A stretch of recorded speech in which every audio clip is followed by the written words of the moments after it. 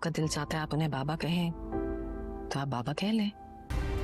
क्या समझते हो, मेरी बीवी बच्चे को मार कर उनको डराओगे तुम दोनों मियाँ बीवी? हाँ, मतलब तुम उनकी कहने पे आई है?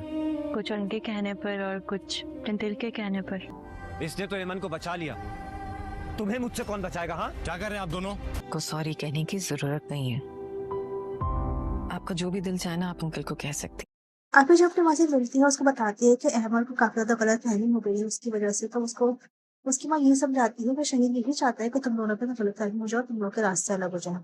उसको समझाती है तो उसको बात समझ में आती है, वापस अपने घर चली जाती है। जब एहमद उसको पे देखता है तो उसे कहता है कि तुम वापस आ गई हो, तो उसको बताती है मैं अपनी मामा से सारी बात करी थी, उन्होंने मुझे समझाया। तो उससे कहता है नहीं कि तुम अपनी माँ के कहने पे यहाँ पर आई हो, लेकिन उसे ये भी कहती है कि मैं उनके कहने पर भी आई हूँ, कुछ अपने दिल के कहने पर भी आई हूँ।